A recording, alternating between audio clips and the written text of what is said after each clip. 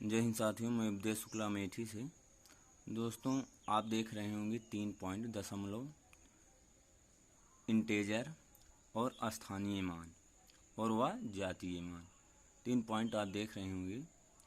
तो इसमें तो देख रहे होंगे कि ये तीनों पॉइंट बहुत सरल है। एक क्वेश्चन जो है एग्ज़ाम में आता ही नहीं है, लेकिन एक क्वेश्चन आ सकते हैं एग्ज़ाम में। इसको नॉर्मल मत लीजिएगा, बहुत ही इम्पोर्टेंट क्वेश्चन इस पर बनते हैं। बहुत ही सिंपल क्वेश्चन बन जाते हैं कि आप लोग वहाँ तक पहुँच ही नहीं पाते हैं। लेकिन इसके पहले मेरे चैनल को please like, subscribe, comment, share करिएगा। जो लोग चैनल पर पुराने हैं, लोग मेंबर हैं, वो लोग चैनल को प्लीज़ लाइक करेंगे, कमेंट करेंगे। और जो लोग चैनल पर न्यू आए हैं वो चैनल को सब्सक्राइब करेंगे और कमेंट करना बिल्कुल मत भूलेंगे। तो पहला पॉइंट मेरा क्या दिखाता है? पहला पॉइंट दिखा रहा है दशमलव।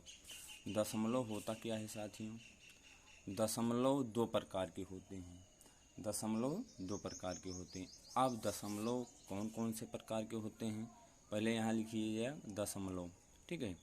दशमलव 2 प्रकार के होते हैं साथियों।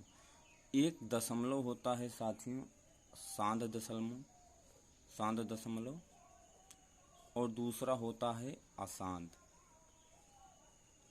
अशांत दशमलव, ठीक।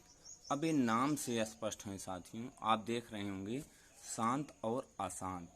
मतलब शांत का मतलब है कि किसी चीज़ शांत हो जाए, जो चीज़ शांत हो जाए, मतलब कि कुछ देर, मतलब आप कोई भी एग्जाम्पल ले लीजिए। जैसे आप बोल रहे हैं, पुनरावृत्त होने के बाद थोड़ी देर पश्चात आप शांत हो जाते हैं। और अशांत का मतलब हो गया कि जो शांत ही ना हो उसे अशांत कहते हैं साथियों।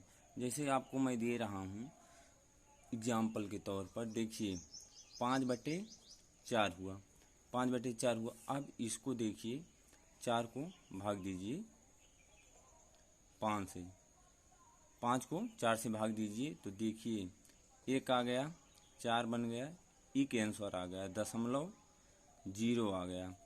4 दूनी 8, 2 आ गया।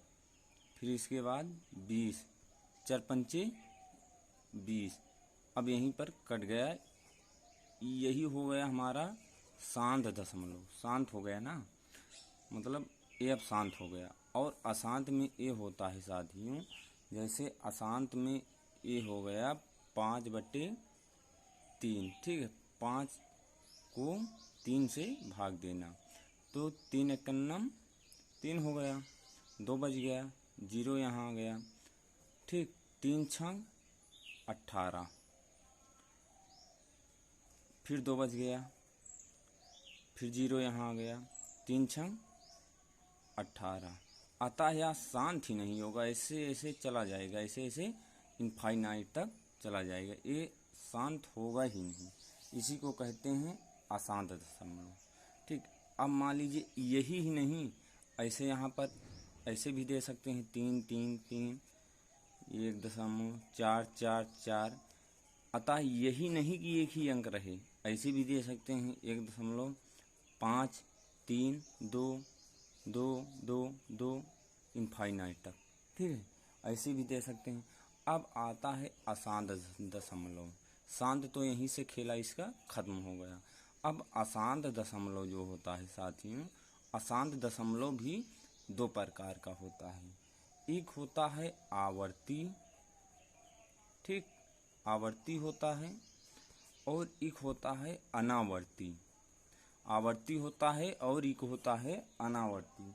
तो आवर्ती में साथियों देखिए, आवर्ती में जैसे लिख दिया गया 5.37777, ठीक है। ये हो गया आपका आवर्ती। इसको ऐसे भी लिखा जा सकता है साथियों 5.37 के ऊपर बार, ठीक है साथियों। इसको ऐसे अगर लिखा जाएगा, कहीं पर ऐसा दिखे इसको, तो आप तुरंत जान लीजिएगा कि हाँ ये आवर्ती दशमलव है। क्वेश्चन में पूछा जाता है साथियों कि ये कैसा दशमलव है, तो ये आवर्ती दशमलव है साथियों। अब आता है अनावर्ती दशमलव। अनावर्ती दशमलव में साथियों जैसे पाई हो गया, √13 हो गया, √3 हो गया, √7 हो गया। साथियों जो बाहर ना निकले, ठीक, जो बाहर ना निकले वही होता है अनावर्ती। अब जो बाहर ना निकले साथियों, जैसे √13 को बाहर नहीं किया जा सकता, √3 को बाहर नहीं किया जा सकता, √7 को बाहर नहीं किया जा सकता, लेकिन √9 को जो है 3 लिखा जा सकता है, ये बाहर किया जा सकता है साथियों। तो ये जो है आपका जो है आ गया आपका अपरिमेय है। अब क्वेश्चन में आपको देगा कि पाई क्या है, अपरिमेय है या परिमेय है। तो आप यहाँ समझ ही नहीं पाएंगे कि पाई क्या है। जब तक आपको कंठस्थ ही नहीं रहेगा तो आप जान ही नहीं पाएंगे कि पाई क्या है। √13 दे दिया तो √13 आपको समझ ही नहीं पाएंगे। जब तक आपको परिमेय अपरिमेय में भेद नहीं पता रहेगा तब तक आप जान ही नहीं पाएंगे कि क्या है। जैसे आपको दे दिया गया 22/7, 22/7 साथियों परिमेय है, ठीक है। यहाँ से भी क्वेश्चन उठता है कि 22/7 क्या है, परिमेय है या अपरिमेय है। तो 22/7 जो है परिमेय है, क्योंकि इसको P/Q के रूप में लिखा जा सकता है। अतः जो संख्याएं P/Q के रूप में लिखी जा सके उसको साथियों परिमेय कहते हैं। अब आपका दशमलव खत्म हो गया यहीं से। अब आपका आता है इंटेजर आपका आता है, मतलब पूर्णांक। अब इसको देखिए साथियों, ये जो है मुख्यतः साथियों होता है, एक होता है साथियों सम, एक होता है विषम, ठीक है। एक होता है सम, एक होता है विषम। तो सम में साथियों ये आ जाते हैं 2, 4, 6, 8 अनंत तक साथियों जितनी सम संख्याएं होंगी। विषम में अब देखिए, विषम में 1 हो गया, 3 हो गया, 5 हो गया, 7 हो गया, 11 हो गया। अब साथियों आप कह रहे हैं कि 9 साथियों कह रहे हैं, तो 9 नहीं होगा साथियों, क्योंकि 9 जो है विभाजित हो रहा है, जो कि 3 से विभाजित हो रहा है। ऐसे आपको क्वेश्चन देगा 1, 3, 5, 7, 9 और एक में दे देगा 1, 3, 5, 7, 11, वहीं से आप का माथा पच्ची खत्म हो गया खेला। तो ऐसे क्वेश्चन दे सकते हैं साथियों, ठीक है। फिर उसके बाद आता है साथियों, फिर उसके बाद इंटेजर जो है और प्रकार के होते हैं। देखिए इंटेजर और प्रकार के होते हैं। एक होता है साथियों भाज्य, एक होता है भाज्य, एक होता है अभाज्य, ठीक है। एक होता है भाज्य, एक होता है अभाज्य। भाज्य में साथियों ये होता है कि जो 2 से नहीं साथियों सॉरी, जिनका 3 मल्टीप्लिकेशन हो, जैसे 4 आ गया। 4 जो हो गया साथियों, देखिए 4 के 3, 4 जो है 3 अंक से विभाजित हो सकता है, 1 से भी हो सकता है, 2 से भी हो सकता है और स्वयं 4 से भी हो सकता है। तो ये जो है 4 जो है साथियों, 4 सबसे छोटी भाज्य संख्या है। 4 जो है ये सबसे छोटी भाज्य संख्या है। क्वेश्चन में दे सकते हैं सबसे छोटी भाज्य संख्या बताइए, तो आप जान रहे हैं कि सबसे छोटी भाज्य संख्या क्या है, लेकिन उसका सलूशन नहीं पता है आपको कि सलूशन क्या होता है।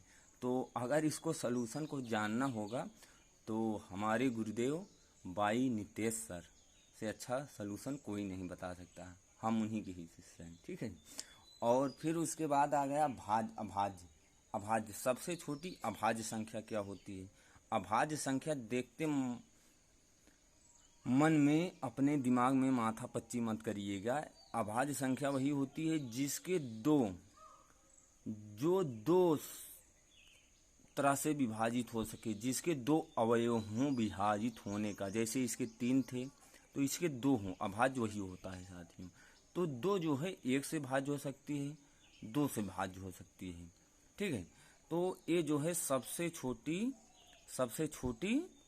अभाज्य संख्या है, सबसे छोटी अभाज्य संख्या है 2 है, सबसे छोटी अभाज्य। अब क्वेश्चन बनता है सबसे छोटी अभाज्य संख्या क्या है, तो सबसे छोटी अभाज्य संख्या 2 है और सबसे छोटी भाज्य संख्या 4 है, क्योंकि ये 4 भाज्य में जो है 3, इनका 3 गुणज होता है साथियों, मतलब कि 4 के 3, 4 को 3 से डिवाइड किया जा सकता है, 1 से भी, 2 से भी, 4 से भी, और अभाज्य को 1 से किया जा सकता है और 2 से किया जा सकता है।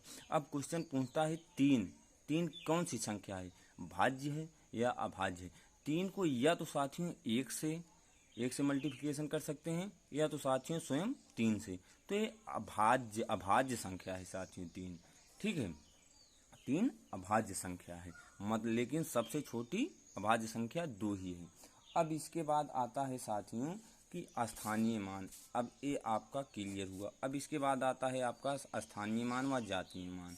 अब यहाँ देखिए स्थानीय मान व जातीय मान।